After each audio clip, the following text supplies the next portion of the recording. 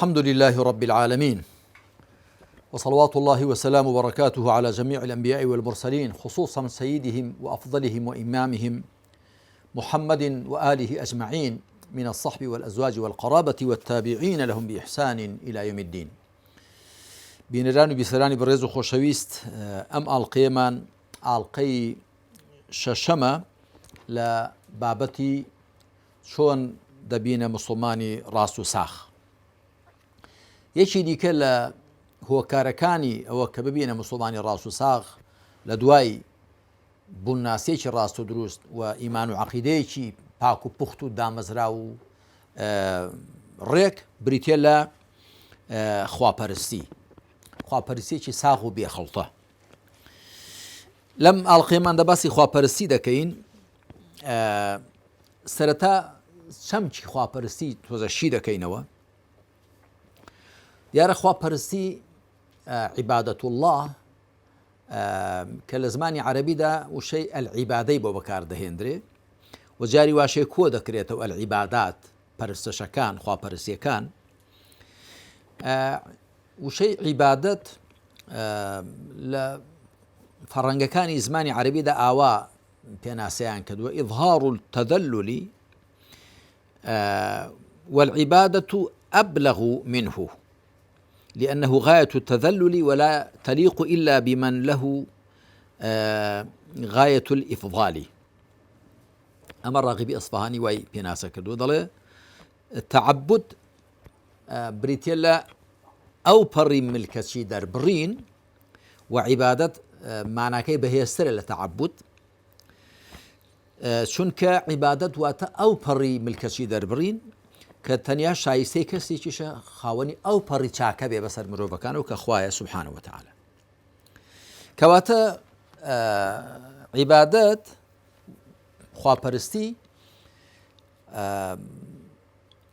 بناغەکەی بریتێ لە ملکەچی ئەو پەڕی ملکەچی، بەڵام بێگومان تەنیا ملکەچی نییە بە تەنیا، بەڵکو دەبێ ئەو پەڕی ملکەچی وێڕای ئەو پەڕی خۆشویستن، وێڕای ئەو پەڕی بە بەرز و گەورەگرتن، وێڕای ئەو پەڕی پشت پێبەستن و ئەو پەڕی بە پاکگرتن و ئەو پەڕی سام و هەیبەت لێکردن، ئەوانە هەمویان ببن ئەمجا لەگەڵ ئەو پەڕی مل بۆ کەسکردندا هەمویان یەک بگرن، ئەوە بریتێ لە بەندایەتی بۆ خوا و بریتێ لە پەرستنی خوا سوبحانەهو وتەعالە. هەر کامێک لەوانە بۆ جگە لە خوا بێ معنای وایە بە ئەندازەی ئەوە کە ئەو شتەی بۆ دادەندرێ، ئەگەر ئەو پەڕی خۆشویستنە، ئەو پەڕی بە بەرزگرتنە، ئەو پەڕی مل بۆ کەسکردنە، ئەو پەڕی پشت پێبەستنە، ئەو پەڕی سام و هەیبەت لێکردنە، ئەو پەڕی بە پاکگرتنە، معنە ئەو شتە ئەو غەیری خوایە بە ئەندازەی ئەوە پەرستراوە. بەڵام بۆ خوا سوبحانەهو وتەعالە دەبێ هەمویان پێکەوە هەبن وێکڕا، ئەمجا معنای تەنیا خوا پەرستراوە. واتە دەبێ ئەو پەڕی ملکەچیت بۆ خوا هەبێ، ئەو پەڕی خۆشویستنت، ئەو پەڕی سام و هەیبەت لێکردنی، ئەو پەڕی بە گەورەگرتنی، ئەو پەڕی بە پاکگرتنی، ئەو پەڕی پشت پێبەستنی، دەبێ هەمووی پێکەوە هەبن بۆ خوا، ئەمجا معنای تەنیا خوا پەرستراوە. خواپەرستی بە دوو چەمک بەکار هاتووە. چەمکێکی گشتی کە کۆی جموجۆڵەکانی مرۆڤ دەگرێتەوە، کە ئەوە مانا ڕاستەقینەکەی عیبادەت و پەرستنە. هەموو هەڵس و کەوتەکانی مرۆڤ دەچنە نێو ناونیشانی پەرستنەوە و لەو حاڵەتەدایە کە ئێمە کە لە سوورەی فاتیحەدا لە ئایەتی پێنجەمدا دەخوێنین ئیاکە نەعبود و ئیاکە نەستەعین، بەس تۆ دەپەرستین، داوای یارمەتیش تەنیا لە تۆ دەکەین. ئەو جار دێتە دی تەنیا خواپەرستن کاتێک دێتە دی کە بە چەمک و واتای فراوانی پەرستن لە هەموو جموجۆڵ و لە هەموو هەڵس و کەوتەکانماندا ملکەچی خوا و پابەندی شەریعەتی خوای پەروەردگار بین. ئەوە چەمکە فراوانی و ڕاستەقینەکەی پەرستن. چەمکێکی دیکەی پەرستن هەیە، پێی دەگوترێ چەمکی تەسک کەمبەر، کە پێنج دروشمەکانی خواپەرستن دەگرێتە خۆی، کە بریتین لە شایەتمان و پێنج نوێژە فەرزەکان و زەکاتدان و ڕۆژوگرتن و ڕۆژی مانگی ڕەمەزان و حەج و عومڕەکردن. هەروەها یادی خواکردن. ئەو پێنج شەشە پیان دەگوترێت شەعائر التعبد، دروشمەکانی خواپەرستی. واتە کەسێ بزانین خواپەرستە یان نە تەماشای دەکەین. ئەگەر شایەتمانی هەبوو، ئەگەر پێنج فەرزەی نوێژی هەبوو، زەکات دانی هەبوو، ڕۆژ و گرتنی مانگی ڕەمەزانی هەبوو، حەج و عومڕەی هەبوو بۆ کەسانێکە لە تواناندا هەیە و لەسەریان پێویست بووە، ماناوە موسڵمانە، ماناوە بەندەیە بۆ خوا، بەندایەتی بۆ خوا دەکات. ئەگەر نەیبوون نیشانەی پرسیاری دەکەوێتە سەر.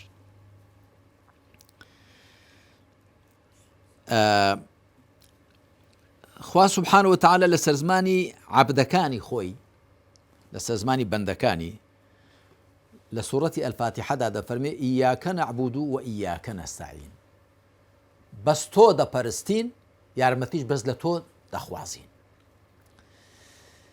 کەواتە دەبێت پەرستن تەنیا بۆ خوا بێ، پاڕانەوەش تەنیا لەبەر خوا بێ سبحانه وتعالى. ئەو پەڕی ملکەچی وێڕای ئەو پەڕی خۆشویستن و ساملێکردن و پشت پێ بەستن و بە گەورە گرتن دەبێت تەنیا بۆ خوا بێ، و پاڕانەوەش و داواکردنیش بۆ شتانەی کە تەنیا بەخوا دەکرێن دەبێت تەنیا لە خوا بێ سبحانه وتعالى. چونکە ئەگەر لە وەکو چۆن بۆ غەیری خوا سبحانه وتعالى ئەو پەڕی ملکەچی هەبێ، خۆشویستنت هەبێ، بە گەورە گرتنت هەبێ، بە بەرزگرتنت هەبێ، پشت پێ بەستنت هەبێ، شیرکە و هاوبەش بۆ خوادانانە، بە هەمان شێوە ئەگەر پاڕانەوەشت بۆ شتانێک کە تەنیا بەخوا دەکرێن لە غەیری خوا بێ، ئەوەش ماناوە هەر شیرکە و هاوبەش بۆ خوادانانە. هەر بۆیەش لێرە لە ئایەتی 5 سوورەتی ئەلفاتیحەدا بەرکار پێش کار و بکەر کەوتووە، مفعول به پێش فعل و فاعل کەوتووە. ئیاکە نەعبود، بەس تۆ دەپەرستین، و ئیاکە نەستەعین، داوای یارمەتیش بەس لە تۆ دەکەین. بۆی کە دەرفەت نەبێ غەیری خوا سبحانه وتعالى بێتە نێو پەرستشەوە یاخود بێتە نێو لێپاڕانەوەوە. هەروها لە سوورەتی ئەذاریات ئایەتی 56 دا خوا سبحانه وتعالى حیکمەتی هێنانەدی جند و مرۆڤی لەوەدا خستۆتە ڕوو کە بەندایەتی بۆ بکەن. وما خلقت الجن والإنس إلا ليعبدون. جند و مرۆڤم تەنیا بۆ ئەوە هێناونەدی، دروستم کردوون کە بەندایەتیم بۆ بکەن. وەکو من لە تەفسیری سوورەتی ئەذاریات و تەفسیری ئەم ئایەتە مبارەکەدا کورتە باسێکم لەو بارەوە کردووە کە ڕوونکەرەوانی قورئان زۆریان مشتومڕ لەو بارەوە کردووە کە ئایا ئەوە ناگەیەنێت کە خوا سبحانه وتعالى پێویستی بە غەیری خۆی هەیە، چونکە دەفەرمێت جند و مرۆڤم بەس بۆ ئەوە هێناونەدی بمپەرستن. ئایا پێویستی بە پەرستنەکەی ئەوان هەیە؟ وەڵامەکەی ئەوەیە نا. خوا سبحانه وتعالى هیچ ئامانجیشی لە نێو دروستکراوەکانی دانیە ئامانجی خۆی بێ، بەڵام ئامانجی دروستکراوەکانی لە نێو دروستکراوەکاندا هەیە. جند و مرۆڤی بۆیە دروستکردن بیپەرستن چونکە خۆیان پێویستیان بەو پەرستنە هەیە. ئەگەر ناخوا سبحانه وتعالى پێویستی بەجگە لە خۆی نییە، بەڵام ئەوە ئەو ئامانج و حیکمەتە کە خوا مرۆڤ و جندی بۆ هێناونەدی کە بریتێ لە بەندایەتی کردن بۆ خوا، خۆیان پێویستیان بەوە هەیە. خۆیان ئەگەر ئەو حیکمەتە لە ژیانی خواندا نێن نەدی، ژیانیان پوچ و بەتاڵ دەبێ. ئەگەر بەندایەتی بۆ خوانەکەن دەبێت کۆیلایەتی بۆ غەیری خوا بکەن، خۆیان سووک و ڕەزیل دەکەن، دەبنە خزمەتکاری خەڵک. بەڵام ئەگەر بەندەی خوا بن، ئازاد و ئازاد دەبن، سەربەرز و بێمنەت دەبن. کەواتە وما خلقت الجن والإنس إلا ليعبدون، جند و مرۆڤم تەنیا بۆ ئەوە هێناونەدی کە بەندایەتیم بۆ بکەن، لەبەرەوە خۆیان پێویستیان بەو بەندایەتی هەیە. وەکو خوا سبحانه وتعالى دەفەرمێ يا أيها الناس أنتم الفقراء إلى الله والله هو الغني الحميد. أي خەڵچینە ئێوە هەژار و ئاتاژن بۆ لای خوا، بەڵام خوا بێنیازی ستایش کراوە. هەروەها دەفەرمێ خوا سبحانه وتعالى هەر لەو سیاقەدا دەفەرمێ إن الله لغني عن العالمين. خوا لە هەموو جیهانیان بێنیازە، گومانی تێدانێ کە خوا پێویستی بە غەیری خۆی نییە.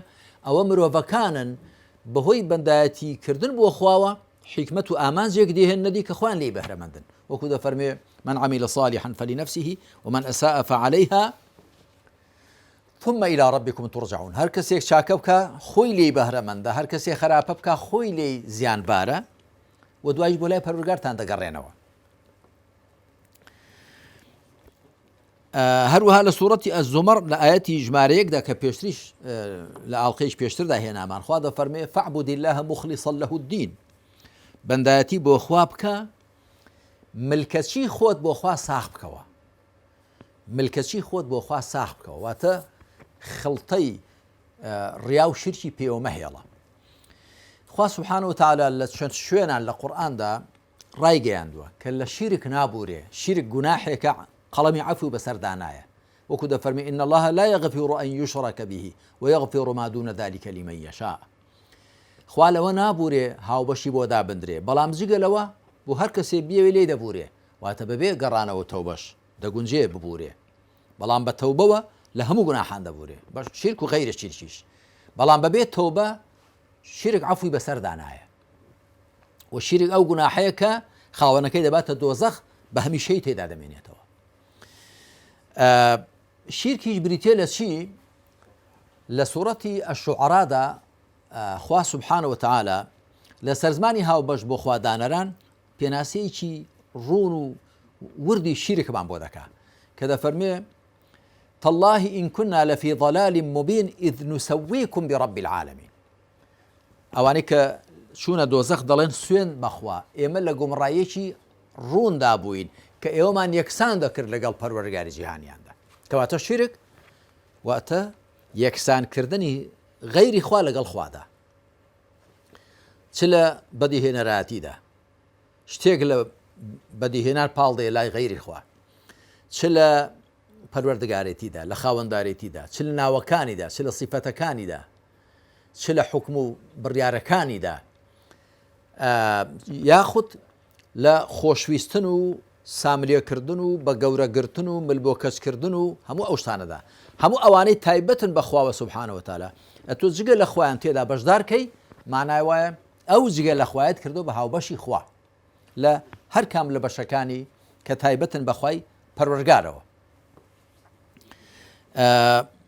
کەواتە فاعبد الله مخلصا له الدين، بەندایەتی بۆ خوا بکە، ملکەچی خۆت بۆ خوا ساغکەوە، واتە بەشی غەیری خوای پێوە مەهێڵە، چونکە لە پەرستنی خوادا سبحانه وتعالى بە زۆری شیرک لەوێدا دێتە دی، ئەگەرنا کەمتر وا هەبووە مرۆڤایەتی وا لابدا وا تووشی بەلاڕێدا بران ببێ کە بڵێ جگە لە خواش کەسێک کەشتێکی دروست کردووە، بەڵام لە مامەڵە لە خزمەت خوادا بە هەڵەداچووە کە پێیان وابووە جگە لە خواش دەگونجێ بپەرسرێ، بە بەرز بگیرێ، ملی بۆ کەس بکرێ، حەڵاڵ و حەرام دیاری بکە، بەرنامەی ژیان دیاری بکە، لەوەدا خەڵک بە هەڵەداچووە.